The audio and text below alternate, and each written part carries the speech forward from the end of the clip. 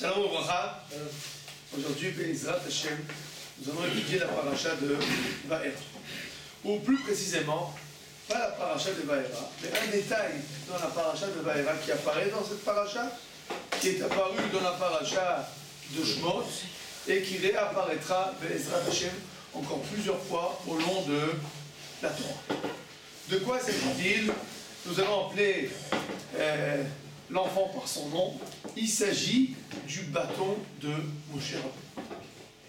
Vous allez voir dans plusieurs makot que Moshe Rabbeinu va prendre avec lui un bâton. Quel est le sens de ce bâton?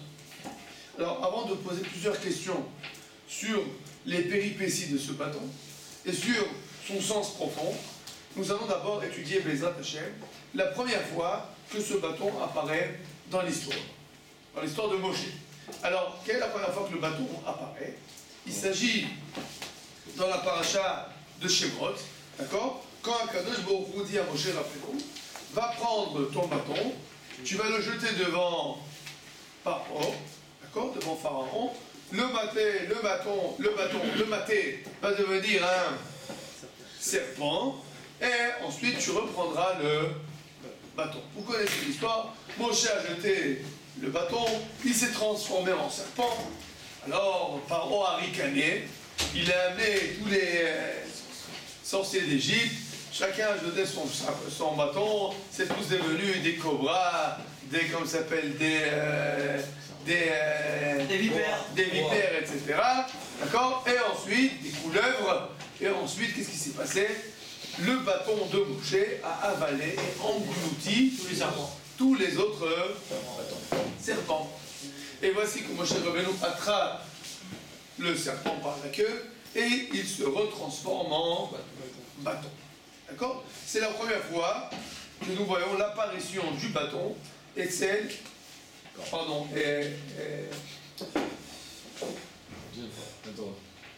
Avec Moshe Rabbeinu. D'accord? Alors, quel est le sens de ce bâton là-bas? Quel est le sens de ce signe qui est fait devant Pharaon? C'est qu'on va trouver la réponse dans le Midrash.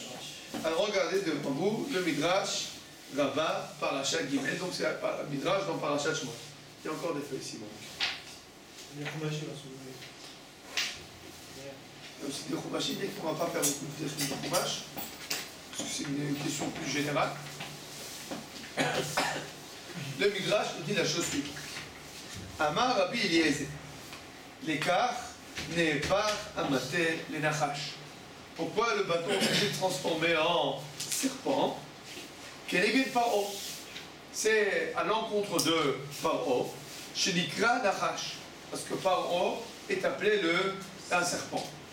Chez Neymar, c'est marqué dans Yecheskel, Atanim Gadol. Donc, on va dire comme ça, c'est une image. Paro, il est considéré comme un gros crocodile qui se terre dans les vases du Nil. Donc, de qui il s'agit? Le gros crocodile qui se terre dans les vases du Nil, il s'agit de Paro. Donc, tu vois que le crocodile, c'est un reptilien. Donc, tu vois que Paro est appelé un serpent, un reptilien. Tanim, c'est des crocodiles. Tanim, c'est un crocodile. Ve'amar, al-Leviathan nachash bariach, les ficha noshech d'Israël. Il est appelé aussi, d'accord, un gros serpent, parce qu'il mordait le peuple juif. Amar l'Akadosh Baruch Hu, Haïta Paro shoken nachash. Tu as vu que Paro c'est comme un serpent. À la fin, tu vas lui donner des coups avec le bâton. Sauf à Dvarim où il y a ses caètes. À la fin, il va devenir lui-même un simple bout de bois. Mamate nonosher, de la même manière que le bois, il ne mord pas, car ou loïcha. De la même manière, Paro va arrêter de vous mordre. Adaoud, c'est ce qui est marqué, attrape la queue du serpent. Pourquoi? Pour qu'il devienne un bâton. D'accord? Donc, quel est le sens dans la rencontre de Moshe Rabbeinu avec Paro du bâton qui devient serpent et le serpent qui devient bâton? Tout simplement, Paro est appelé un serpent. D'accord? Vous avez compris? Non. Non, vous n'avez pas compris. Pourquoi vous n'avez pas compris? Parce que c'est un midrash. Hein? Parce que c'est un midrash. Parce que c'est un midrash, évidemment, ça demande à comprendre, à être compris. Évidemment, qu'est-ce qu'on peut se poser comme question? Pourquoi Paro est-il appelé un serpent? Et quel est le sens du fait que Moshe Rabbeinu attrape le serpent? Alors tout simplement, en bataille, la réponse est toute simple. La réponse est toute simple. Paro est appelé un serpent pour la simple et bonne raison que dans la civilisation égyptienne, Paro est véritablement appelé un serpent.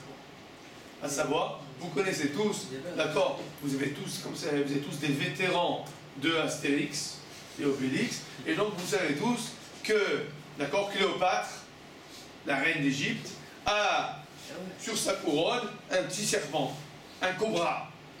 D'accord, la couronne égyptienne est une couronne avec un serpent, un cobra. Le Paro, c'est un vicieux. D'accord? Non, le cobra est l'emblème de l'Égypte. Le cobra est l'emblème de l'Égypte de l'époque, et c'est aussi une divinité qui protège le pharaon. Donc, quand on appelle pharaon le serpent, on l'a appelé par son véritable nom. Donc vous voyez, maintenant vous comprenez l'image. Quand mon cher Rabbeinu jette un serpent par terre, qu'est-ce qu'il est en train de dire en fait? Ton serpent il va être... Toi tu crois qu'il y a un serpent, tu crois qu'il y a un gros cobra, moi je fais de toi un bâton. Je fais de toi un bâton. Ça veut dire, tu me fais pas peur avec ta langue fourchue, d'accord? Tu ne nous intimides pas, au contraire, nous allons faire de toi un simple bâton. Donc première rencontre entre Moshe et Paro, c'est quoi en fait? Avec les serpents. En fait, on va dire on va dire c'est comment ça s'appelle? C'est le Combat des dieux. déclaration de guerre, d'accord? C'est la déclaration de guerre où en fait, en gros, on dit au gros serpent, tu es terminé. On va faire de toi du bois. Bon, alors, c'est clair qu'ici, le bâton, donc on comprend quelle est la signification du bâton. Je vous demande de jeter quelques explications jolies sur cette histoire. Quelque chose qui nous touche à nous particulièrement. Et on voit de là pourquoi finalement Paro était là. Au début, on a expliqué pourquoi le serpent est devenu bâton. On n'a pas expliqué pourquoi le bâton est devenu serpent. N'est-ce pas? Alors, ça, j'ai entendu une fois une jolie explication d'un des élèves du collège. Aujourd'hui, il est le Rav Asher Chaim. Vous le connaissez, n'est-ce pas? Vous connaissez, c'est le Rav s'appelle le Rav du Shiur Aleph. Mais il y a quelques années, il était au collège. Il avait donné à cette époque une très jolie explication. Et il avait dit la chose suivante. Il a dit Paro, l'Égypte, avait été désignée par Akadosh Baruch Hu, véritablement, pour mettre l'esclavage, le peuple juif. D'accord? Ils avaient été véritablement désignés à être un bâton. À être un bâton, ça veut dire à celui qui donne un coup, au nom de Akadosh Baruch Hu. Alors pourquoi ils ont été punis? Pourquoi ils ont été punis? Parce qu'en lieu d'être un bâton, ils sont devenus un serpent. Ça veut dire, le Rambam il pose la question, pourquoi véritablement le peuple égyptien a-t-il été puni de sa conduite vis-à-vis du peuple juif? Akadosh Baruch Hu l'a dit à Abraham Avinu, ton peuple va être en esclavage. Il fallait bien qu'il les mette en esclavage. Réponse, nous dit le Rambam, il y a écrit qu'ils devaient être en esclavage, pas qu'ils vont les faire souffrir. Alors que Paro s'est mis à cœur joie de les faire souffrir, de tuer les enfants, etc. Donc on leur dit soit un bâton, donne un coup. Et qu'est-ce qu'il a pris? Paro, il est devenu un véritable serpent. Et de là, hein? C'est dans quel sens? Cette explication dans quel sens? Alors je pense que ça rentre très bien dans ce qui est marqué dans la Gemara, donc dans le Midrash. V'amar aleviatan achas briach les filles shayan noshech et Israël. Parce qu'il est devenu, il a mordu. Ça veut dire que là on explique pourquoi finalement, quel est le rapport entre le bâton et le serpent. C'est de dire en fait, Moshe Rabbeinu il prend Paro le serpent et le transforme en bâton. Mais avant, il a transformé le bâton en serpent. Ça veut dire quoi? Pourquoi je vais venir te punir maintenant? Parce que toi, tu devais être un bâton et tu es devenu un serpent. Et je pense que c'est très important pour nous tous. Des fois, par exemple, un papa, il doit éduquer son enfant. Alors, il doit lui donner une tape, un petit coup. Faire attention de te donner un coup de bâton et pas un coup de serpent. Ça veut dire que même quand on doit éduquer, on doit donner un petit coup, on doit donner, comment ça s'appelle, on doit donner une remarque. D'accord? Alors, on peut faire une remarque. Je veux dire, mon fils, tu t'es mal comporté. D'accord? On peut faire une remarque, on va dire, bien empoisonnée, d'accord? Qui mord bien, d'accord? Une véritable remarque de serpent. D'accord? Une véritable remarque de serpent. Des fois, on est avec sa femme, d'accord? Ou bien avec un shooter dans la dira. On a une remarque à faire. D'accord? Par exemple, il a oublié de fermer le dentifrice. Alors, tu peux dire, écoute, ça me dérange que le dentifrice soit ouvert. Après, la pâte dentifrice, elle tombe dans le lavabo, ça salit, etc. Bon, on peut dire gentiment, comment ça s'appelle? La remarque. Là, c'est un coup de bâton. Et on peut dire, c'est qui le dégueulasse là qui a jeté la pâte? C'est pas possible, c'est quoi ces cochonneries là? Bon, évidemment, ça devient déjà plus un coup de bâton, mais un coup de serpent. Alors c'est très important vraiment de comprendre que des fois dans la vie, véritablement, il y a une nécessité de faire une remarque. Il y a une nécessité de remontrer. Mais ça dépend à quel point, avec quelle véhémence on le fait. Il faut savoir le faire avec la parcimonie qui est nécessaire. Ça, c'est la première idée. Donc, quand vous verrez le rabachir à la yeshiva, vous lui direz, on a entendu ton fidouche, c'est très joli. Alors, autre explication aussi par rapport à ça, autre, on va dire, remarque par rapport à nous, c'est que le bâton est devenu serpent et le serpent est devenu du bâton. Et c'est quelque chose aussi, un message très important pour chacun d'entre nous dans notre vie. Des fois, on a l'impression qu'on a devant nous un bâton. Alors là, le bâton dans le sens de quelque chose sur quoi s'appuyer. Et finalement, il s'avère qu'il s'agit d'un véritable serpent. Et des fois, il y a un serpent, et finalement, il s'avère qu'il s'agit d'un bâton. Je donne un exemple, tout simplement. Yosef, d'accord, il parle avec le Sar Mashkim, et le Sarofim lui dit, n'oubliez pas de vous rappeler de moi. Il a cru qu'il avait devant lui un bâton. Finalement, quand le Sar à Mashkim va le rappeler, comment il va l'appeler? Ouais, il y a un esclave juif, etc. En fait, il a complètement dénigré. Le bâton est devenu un serpent. Par contre, la fille de Paro, comment vous l'aurez appelée en première vision? Un véritable serpent. Et finalement, il s'est révélé qu'elle était un véritable bâton. De là, nous pouvons apprendre que ce n'est pas le bâton qui va décider, et ce n'est pas le serpent qui va décider, mais c'est la volonté divine qui va décider est-ce qui est devant nous, ça va être pour nous un serpent ou un bâton. Dans tous les cas, le serpent est devenu bâton, le bâton est devenu serpent. Il y avait quelque chose, on va dire, complètement dirigé vis-à-vis de Paro. C'est la première apparition du bâton. Mais voici que le bâton va revenir, pas une fois et pas deux fois, mais plusieurs fois dans les plaies, et tout au long du Midbar, du désert, on va voir ce bâton, ce célèbre bâton qui apparaît. Alors, regardez ce que nous dit. Premièrement, j'ai 3 questions à vous poser sur ce bâton. Première question. A priori, le bâton, c'est pourquoi? Prends ton bâton, étends-le sur l'Égypte.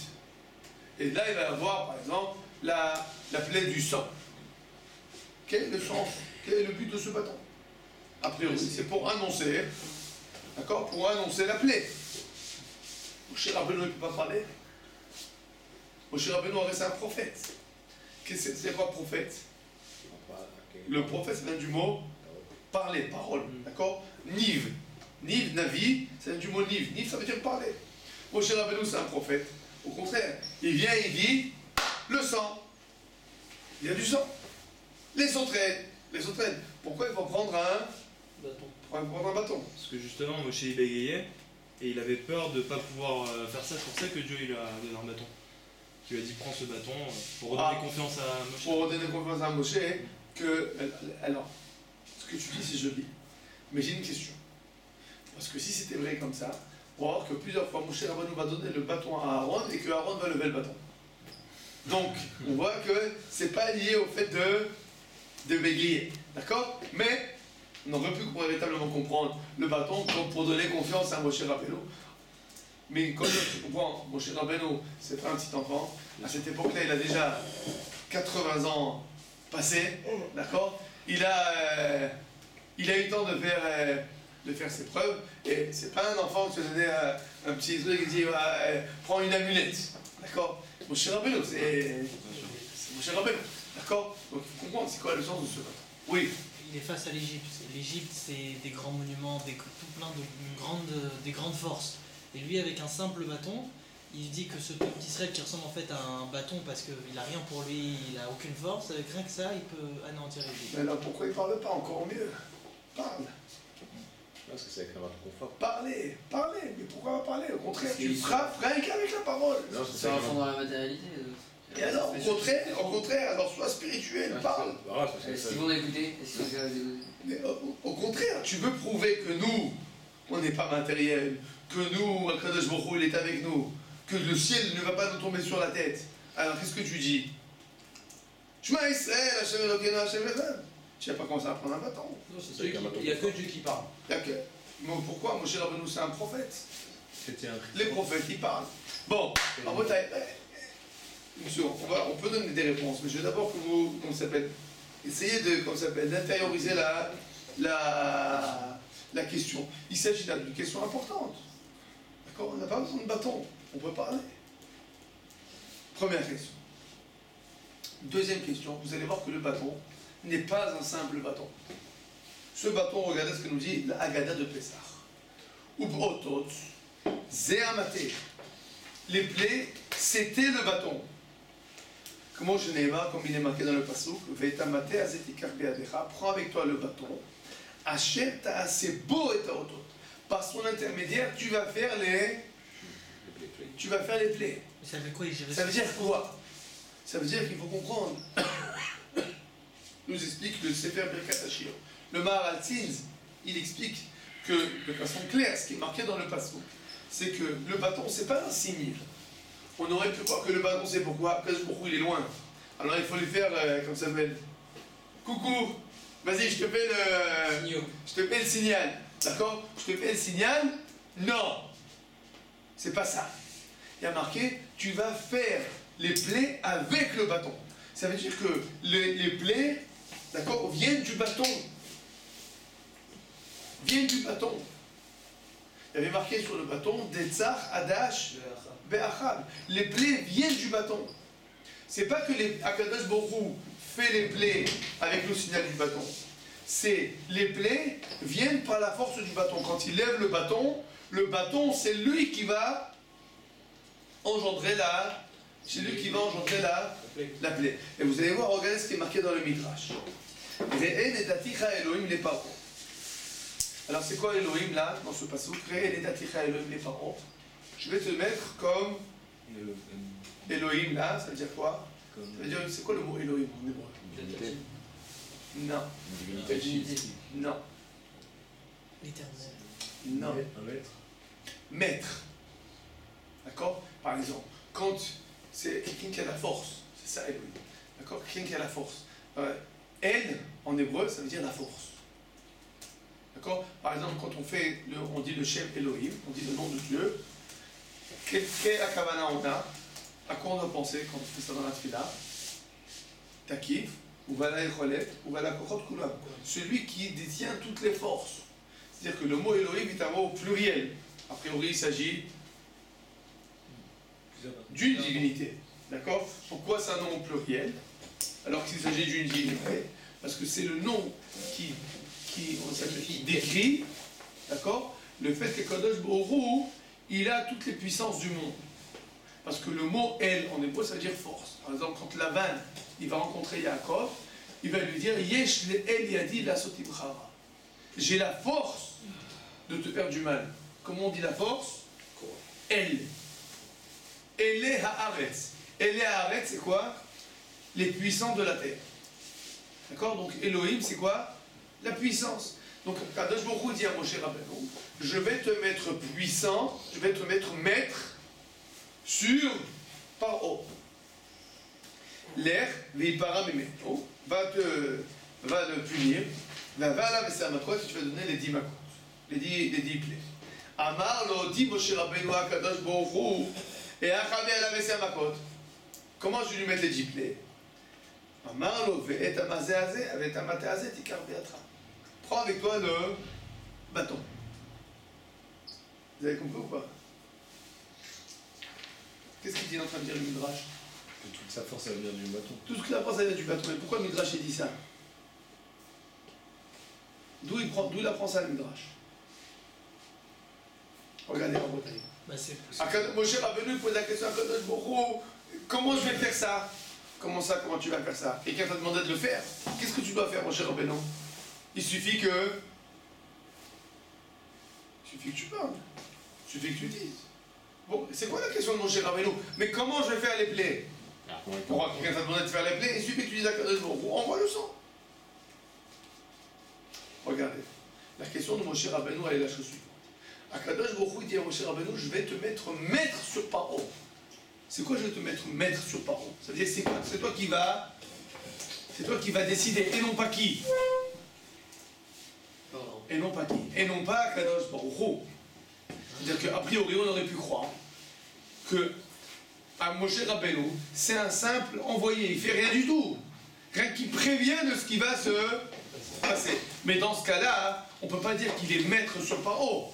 On peut dire qu'il est envoyé chez Paro. S'il est maître sur Paro, ça veut dire que c'est lui qui a la force. Alors Moshe Rabbeinu pose la question, mais d'où c'est la force? Réponse, Du bâton. le bâton. Ça veut dire que quand Moshe Rabbeinu reçoit le bâton, il reçoit la force de faire les plaies. C'est-à-dire que le bâton, c'est lui qui est... On va dire que les plaies vont dépendre du bâton. Et la question qui se pose, c'est... Quelle question on doit se poser? Qu'est-ce que ça veut dire? Qu'est-ce que ça veut dire? Pourquoi? D'accord? Quel est finalement... On voit que le bâton, il n'y a pas de parole. C'est pas un signe. C'est véritablement une force. Ce bâton est une force. Pourquoi? Troisième question. Troisième question. Et là, vous allez être surpris. Le Midrash, dans le Yalkut Shimoni, nous raconte les péripéties du bâton. Vous croyez que le bâton, c'est la première fois qu'on le voit dans la Torah? Non, pas du tout. Le bâton duquel on parle, il vient de Adam Arishon et il arrive jusqu'au Mashiach. Alors regardez où c'est qu'on va voir le bâton dans toute la Torah. D'abord, écoutez l'histoire du bâton. Moshe Rabbeinu est arrivé à Midian, chez Yitro. D'accord? Et qu'est-ce qu'il voit dans le jardin de Yitro? L'épée d'Excalibur. Vous connaissez l'histoire de l'épée d'Excalibur? C'est quoi l'épée d'Excalibur? Une épée qui était fichée, et tous les chevaliers essayent de... Alors, l'histoire de l'épée d'Excalibur apparaît en fait dans le Midrash. Avec quoi? Le bâton d'Excalibur. Alors, de quoi il s'agit? Alors, Moshe Rabbeinu prie à Kadosh Baruch Hu. Et qu'est-ce qu'il voit sur le côté du jardin de Yitro? Il n'est maté sapir. Il y a là-bas un bâton qui est fait de diamants. Moutsavartsa, fiché en terre. Vunato abetochagina, qui est enraciné dans le jardin. Il se rapproche du bâton. Et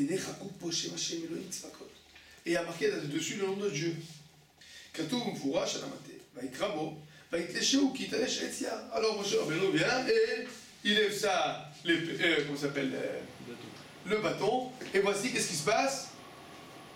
Eh ben, il n'y a pas de problème. Le bâton se lève et il est dans sa main, aucun problème. Ben, il est maté des capots. Alors, maintenant c'est extraordinaire. Pourquoi c'est extraordinaire? Parce que tous les gros bras qui avaient un Midian voulaient attraper ce bâton qui est fait de diamants. Donc tout le monde voulait prendre le bâton. Alors il y avait les gros Rambo qui sont venus et qui ont tiré le bâton et rien du tout. Il fallait pour ça Arthur, Moshe, il fallait pour ça Moshe Rabbeinu qui vienne et qui lui lui enlève le bâton. Vous voyez les histoires d'où elles viennent? Le Midrash, il a 2000 ans. Hein. C'est pas des histoires neuves. Hein. Alors, comment eux, ils ont pris ça? Après, on va voir quel est le sens profond de ce qui est marqué ici.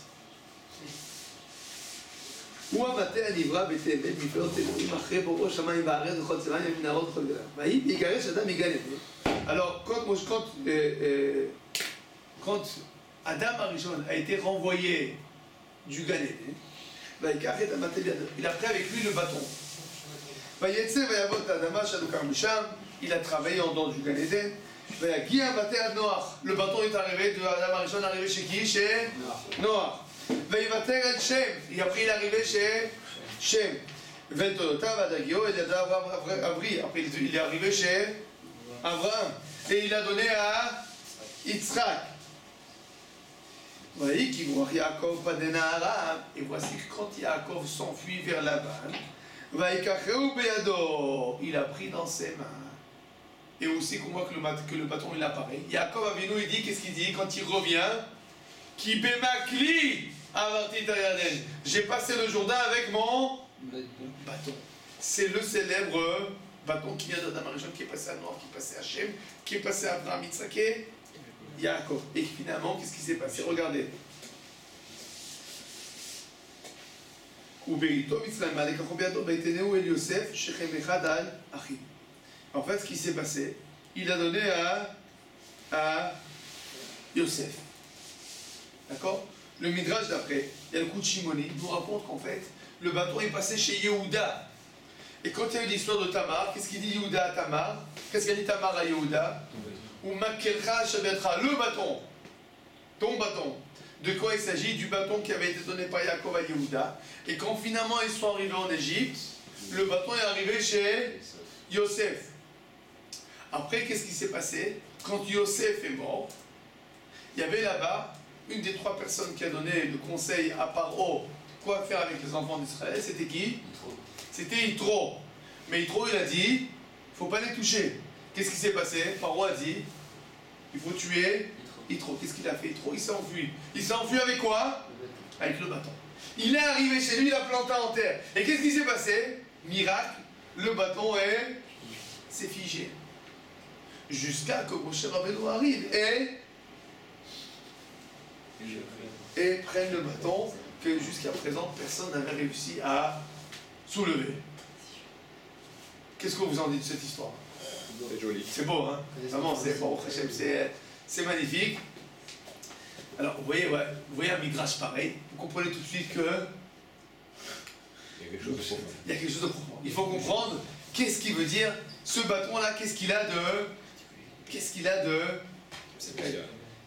de particulier, qu'est-ce qu'il a de spécial.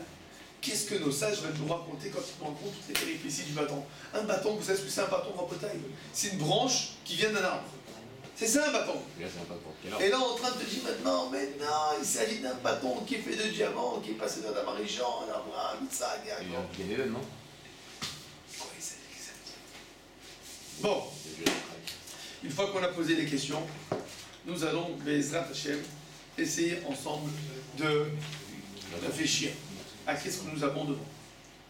Et pour ça, Bezrat Hashem, je vais d'abord commencer par vous raconter un petit peu de mythologie égyptienne.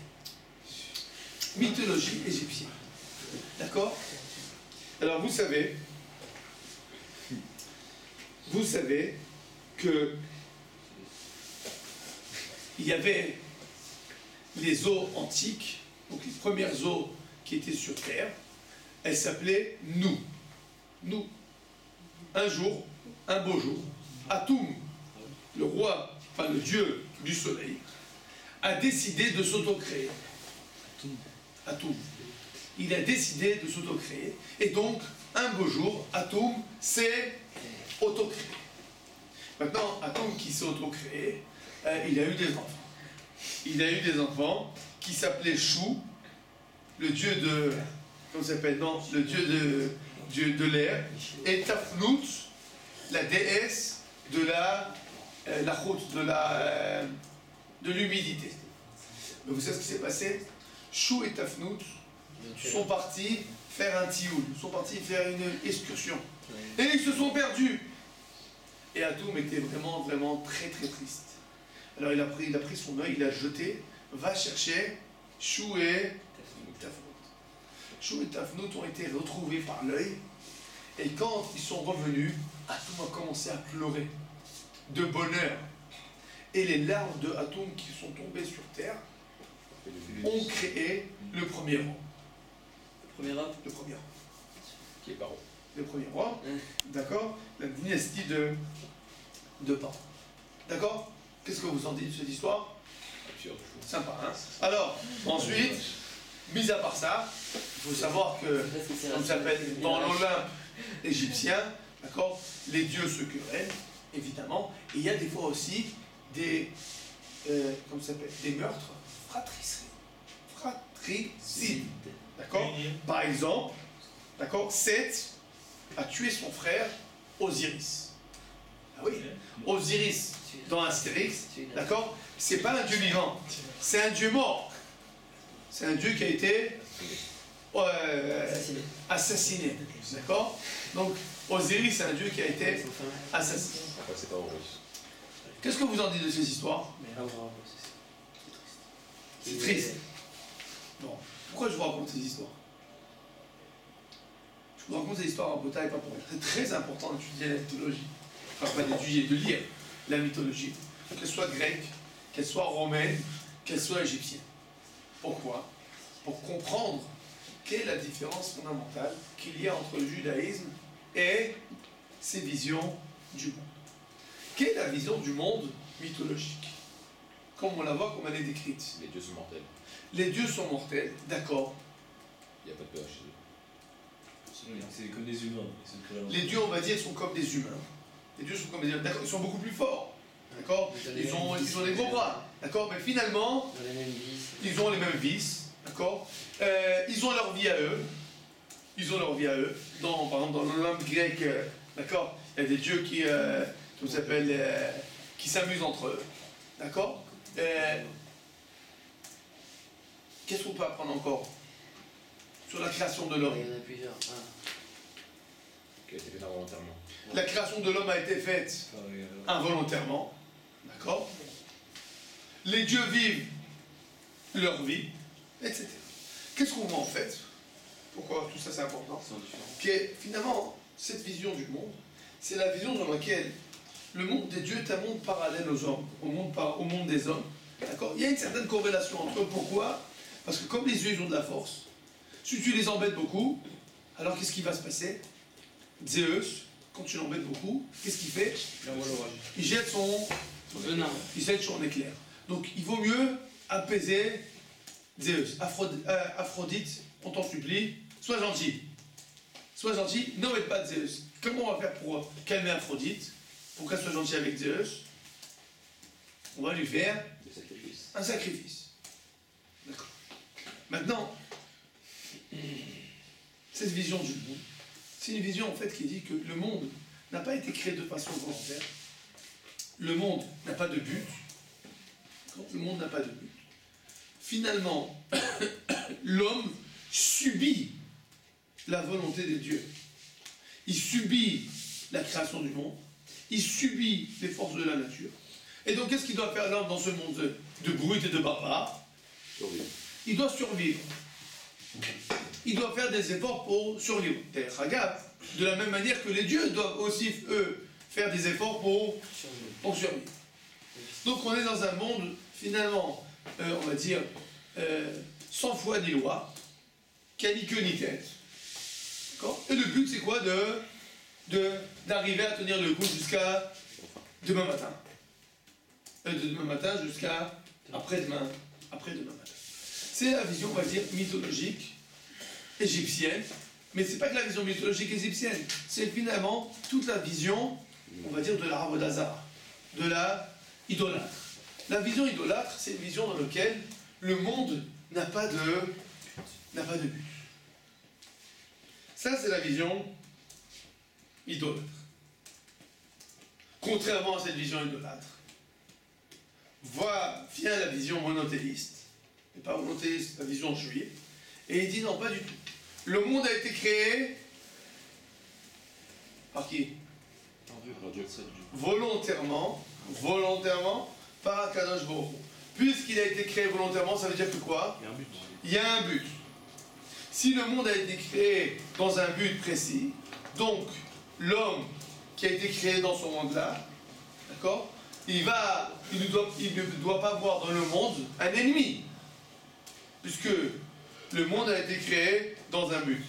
Quand on sait que le monde va être un ennemi pour l'homme, Elle a été créée dans un si l'homme Quand il va contre le but. si l'homme va contre le but de la création, mais à partir du moment où l'homme va dans le but de la création, et se dirige dans le but de la création, alors à ce niveau-là, d'accord, l'homme et la nature vont de pair, ne sont pas des ennemis. L'homme n'a rien à craindre de la nature.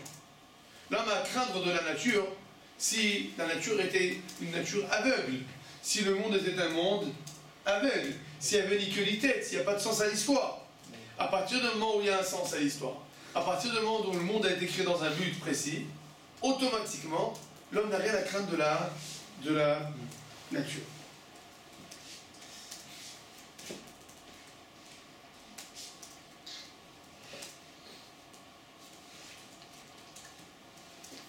Mon cher Rabbeinu, qu'est-ce qu'il vient dire avant? Quel est le but finalement de toutes ces makot? Quel est le but de toutes les plaies? Libérer le peuple juif. C'est libérer le peuple juif. C'est vrai, mais c'est pas suffisant. Montrer la force de Dieu. Montrer la force de Dieu. Montrer la force de Dieu. Pourquoi les Égyptiens ils croient pas à la force de Dieu? Ah, C'est parce bizarre, que c'est eux, comme ça, ils voient forcément. Dieu uniquement à travers des choses matérielles. Donc il a besoin peut-être de faire passer le bâton qui a l'air, on va dire, un petit peu comme un dieu matériel, enfin leur dieu comme Zeus, tout ça, pour qu'ils prennent conscience, sinon ils prennent pas conscience. Pourquoi ils ne prendraient pas conscience? Ils croient en Dieu. Les Égyptiens, Oui, ils croient en croient qu'il y a une divinité. Quelle est la différence? En qui ils ne croient pas? En leur En quoi ils ne croient pas? La vision de Dieu des Juifs. En la vision de Dieu des Juifs. Quelle est la différence? Vous savez à quoi ils ne croient pas? Qui est 15 Ils ne croient pas que l'homme puisse diriger la nature. Ça veut dire que, comme on a dit, évidemment, vu que dans leur vision des choses, d'accord, l'homme et la nature, les deux en fait, ce sont des choses qui ont été créées, on va dire, involontairement. D'accord? Et donc, on va dire c'est le domaine du chaos, du chaos. Alors? Les sorcelleries qu'ils font. Hein? Les sorcelleries qu'ils font alors. C'est rien que pour calmer les dieux. C'est pour trouver, c'est trouver le... Le fait qu'il contrôle le plus. C'est Vraiment, essayer, on va dire, c'est essayer de contrôler les dieux d'une manière ou d'une autre. Mais c'est ça le but, parce que finalement le monde, d'accord, ne va pas avec nous. Mon cher Rabbeinu, qu'est-ce qu'il dit? Pas du tout. L'homme dirige le monde. Évidemment, dans quel sens l'homme va diriger le monde? Si l'homme va dans la volonté divine, alors l'homme dirige le monde. Il n'y a pas de problème. L'homme peut diriger le monde. Le bâton de Moshe Rabbeinu, c'est quoi? Si Moshe Rabbeinu venait parler, simplement il parle, et il dit, demain il va y avoir du sang. Pour les Égyptiens, qu'est-ce que ça veut dire? Qu'est-ce que ça veut dire pour les Égyptiens? Ça veut dire que les dieux font. Les dieux font. Et qu'est-ce qu'il a de spécial, Moshe Rabbeinu? Bah, c'est un gros sorcier. C'est un gros envoyé. Il connaît mieux la volonté de Dieu que nous. Il a comment ça s'appelle? Il a un meilleur, comment ça s'appelle? Il a un meilleur contact. D'accord? Donc si Moshe Rabbeinu il dit demain avoir du sang, c'est très bien. Mais pour les Égyptiens, hein, ça va de leur vision. Parce que dans la vision égyptienne, les dieux aussi ils agissent. Et l'homme il subit la volonté des dieux. Donc l'homme qui dit les dieux ils vont faire, d'accord, bon, nous on dit qu'il y en a plusieurs, on dit qu'il n'y en a qu'un, ça revient au même. La différence, c'est pas ça. Moshe Rabbeinu, il dit non, c'est pas Dieu qui va faire, moi je vais le faire. Dieu a donné à l'homme la possibilité de diriger le monde. Pourquoi Dieu a donné à l'homme la possibilité de diriger le monde? Parce que le monde a été créé pour que l'homme l'amène à un certain niveau. Et donc, c'est pas que Moshe Rabbeinu il parle et dit Dieu il va faire, non! Moi j'agis. Le monde est un bâton entre mes mains. Et c'est moi qui vais agir. C'est moi en tant qu'être humain qui vais diriger le monde. les forces de la nature sont finalement soumises à l'homme. Moshe Rabbeinu, vous comprenez, c'est l'homme spirituel qui va venir devant Paro et soumettre les forces de la nature à qui? À l'homme. Et lui dire en fait, sache-le, la nature, le monde a un but. Le monde a un but. Et c'est pour cela que moi, en tant qu'être humain, qui vais dans la volonté divine, je peux diriger la nature. Nous croyons personnellement, foncièrement, d'accord, que les tzadikim peuvent faire des nissim, peuvent faire des miracles. Pourquoi les tzadikim peuvent faire des miracles? Parce que la nature est là pour servir l'homme, pour amener le monde là où il doit arriver. Donc, on n'a pas de difficulté à comprendre que le tzaddik peut faire un miracle. Parce que finalement, le tzaddik, c'est celui, d'accord, qui fait la volonté divine. Et donc, automatiquement, les forces de la nature sont là pour le servir. Il n'est pas servi aux forces de la nature, c'est lui qui a servi les forces de la nature. On a compris l'idée du bâton? Maintenant qu'on a compris ça, on va pouvoir comprendre tous les midrashim sur lesquels on a répondu à la question pourquoi le bâton n'est pas parlé. On a expliqué pourquoi c'est Moshe Rabbeinu, pourquoi la force est dans le bâton. C'est pas un signal, parce que tout le message que Moshe Rabbeinu vient passer, c'est le contrôle de la nature par qui? Par l'homme. Et parce que je pense que c'est avec ce bâton qu'il contrôlait ses troupeaux. Il peut contrôler ses troupeaux, mais le problème n'est pas là. L'idée. Il était berger, c'est pour ça. Oui, mais l'idée, encore une fois, l'idée c'est de quoi? C'est de comprendre que finalement la grande différence entre l'idolâtrie et la vision juive, c'est pas le fait qu'il y a un Dieu créateur qui a des forces. C'est pas ça la différence. La différence, c'est quel est le rôle de l'homme dans tout ça.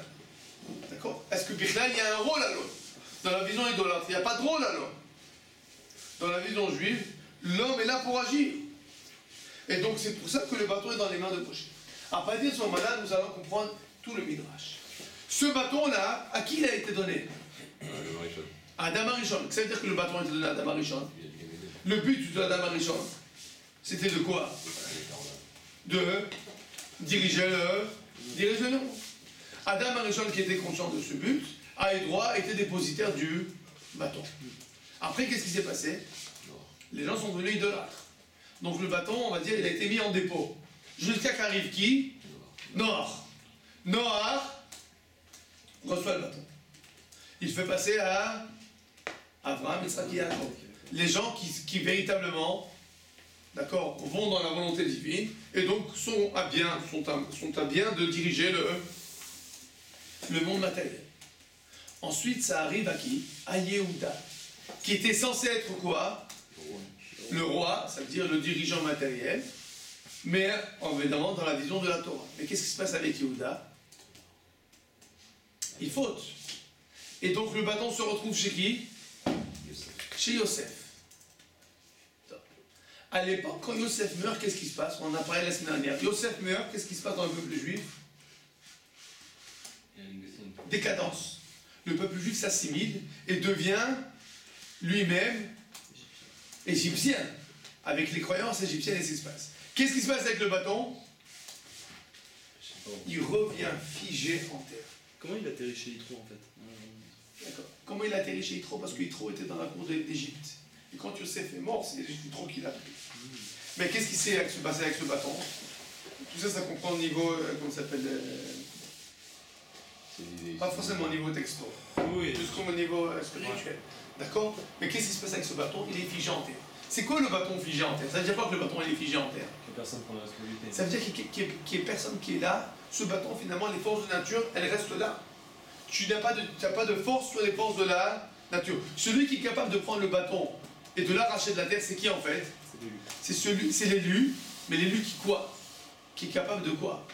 C'est pas le signe de l'élu. Vous avez compris? Dans Excalibur, celui qui sort l'épée, c'est le plus fort, le plus beau. Non, non. D'accord? Nous, l'idée, elle est toute simple. D'accord? Il n'y a pas d'Excalibur, il n'y a pas de... L'idée, c'est quoi? Ça veut dire, en fait, que les forces de la nature, elles appartiennent à qui? À l'homme spirituel. L'homme qui est doué de spiritualité, c'est lui, véritablement, qui est le véritable maître de qui est le véritable maître de la nature. Là où tous les médecins du monde ne vont pas arriver à donner un enfant, la bracha d'un tzaddik peut amener un enfant. Ça veut dire quoi? Ça veut dire quoi? Ça veut dire que la nature est là, au service du tzaddik. D'accord? Toutes les forces de la nature sont enracinées dans la nature. Celui qui est capable de diriger, c'est l'homme d'esprit, c'est le tzaddik. Et donc, cette épée, elle est figée, jusqu'à ce que Moshe Rabbeinu vienne et soit capable pas l'épée, on s'appelle, c'est ce bâton, d'accord, soit capable de la sortir. Et finalement, ce bâton-là, en fait, c'est le bâton, on va dire, de l'association, de la shoot-foot, qui est entre l'homme entre l'homme et la nature, et Akadosh Baruch Hu, et Dieu. D'accord? Finalement, on va dire que le grand chidouche de la Yahadut, du judaïsme, c'est le fait qu'il y a, d'accord, une volonté, une association, d'accord, une shoot-foot entre l'homme, entre Dieu et entre la nature. Il ne s'agit pas de lignes parallèles qui ne se rencontrent pas, il s'agit d'un travail commun, à savoir, Akadosh Baruch Hu, d'accord, donne la nature en dépôt à l'homme pour la diriger et l'amener là où on doit arriver. L'idée est claire? Nous avons donc répondu, expliqué maintenant quelles sont les péripéties du bâton. Qui sait finalement qui recevra le bâton? Moshe Rabbeinu. Ensuite, le Midrash nous raconte que tous les rois tzadikim avaient le bâton. Ça veut dire quoi en fait? Tous les rois tzadikim avaient cette force de quoi? De diriger la nature de façon spirituelle. Et le bâton arrivera à qui? Au Melech à Mashiach. Donc évidemment, c'est pas forcément le même. Voilà, ce bâton, c'est une image. C'est vraiment un bâton. Alors, le bâton, c'est une image. Okay. D'accord? Il y a aussi on peut comprendre aussi le bâton comme quelque chose de matériel. Oui. Mais c'est sûr que ce côté matériel du bâton est une image. Alors pour ça, tu poses une bonne question. Je vais te raconter encore un midrash intéressant. Le midrash, le dernier midrash là, qui apparaît sur la feuille, il nous dit la chose suivante. Amar Rabbi Yehuda, Amate Mishkel Arbaim Sea. Le bâton, il pesait 40 CA. 40 CA, c'est à peu près 1000 litres. Donc, une tonne. Et il était fait en saphir, donc en pierre précieuse. Et les tiplets étaient, comme ça s'appelle, ancrés sur lui. D'accord? Alors, qu'est-ce que ça veut dire que le bâton, il avait 40 CA? Il pesait 40 CA. Une grosse responsabilité. Alors, regardez ce que nous dit Rabbi Yosef Mashash. Rabbi Yosef Mashash nous dit la chose suivante. Il pose la question, mais qu'est-ce que ça nous change s'il était lourd ou il était, comment ça s'appelle? Ou il était léger? Bon, on peut dire, bon, c'est pour dire que Moshe Rabbeinu c'est un gros costaud. Il prenait quelque chose qui pèse une tonne, il le prenait comme un simple bâton. On pourrait se poser la question, mais qu'est-ce qu'il a besoin de faire des miracles pareils? Quel est le sens? Alors qu'il vient faire les novatrin bélissim kolkar, il ne fait pas des miracles en veux-tu en voilà. C'est pour ça que j'explique. Chez Kavanat, Rabbi Yehuda, tout ce que Rabbi Yehuda il a dit, il ne s'agit pas d'un poids matériel. Il s'agit d'un poids spirituel. Où c'est qu'on voit le poids de 40 litres, de 1000 litres? Arbaim CA. C'est quoi Arbaim CA? C'est le mikvé. Donc le bâton, c'est quoi? C'est le bâton purifié. Le bâton purificateur. Donc le bâton purificateur, il s'agit d'un bâton que tout son but c'est quoi? De faire passer un message. D'accord? C'est le bâton qui vient faire passer un message. C'est pas véritablement un bâton, pas forcément un bâton matériel. D'accord? C'est possible qu'il était matériel.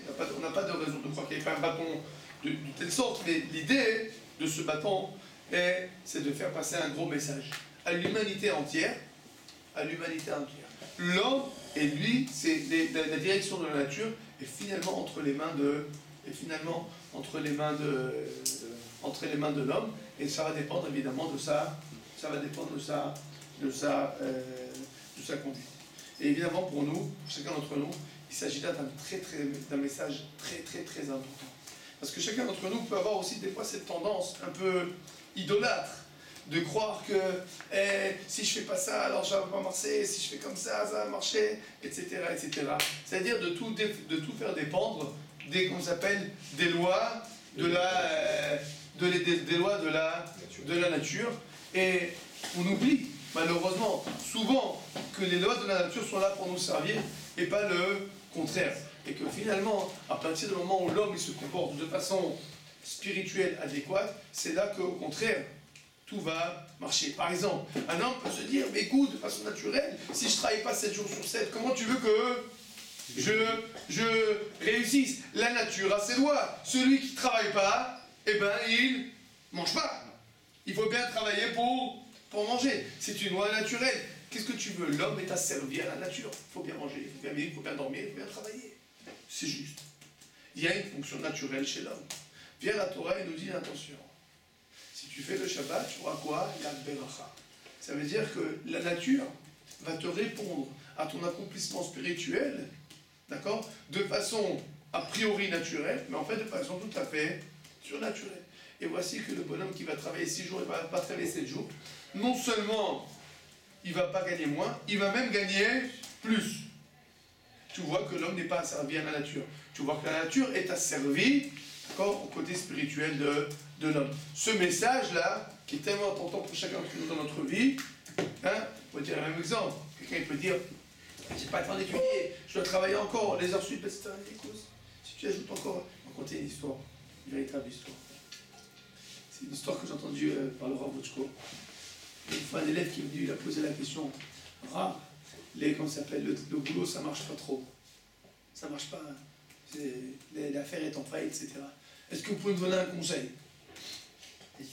Alors le Rav lui a donné 2 conseils. Il dit, premier conseil, tous les jours tu étudies 1 heure de Torah. Deuxième conseil, tu donnes le maaser. A priori, 2 conseils contre-naturels. D'accord? Contre-naturel. Le bonhomme dit, j'ai des problèmes de travail. Qu'est-ce qu'on devrait lui dire? Travaille plus, d'accord? Et dépense moins. Et voici, la réponse spirituelle, c'est travaille moins et dépense plus. Je vous raconte pas évidemment que ce qui s'est passé, c'est que Baruch Hashem, il a remonté la pente, d'accord? C'est que, évidemment, il a remonté la pente, parce que la véritable règle de la nature, c'est quoi? C'est que la nature est là pour servir l'homme, et pas le contraire. C'est là le grand message de ce bâton de Moshe Rabbeinu, de cette nature qui est finalement entre les mains de l'homme. Oh, Adonai Leolam, Amen. Amen.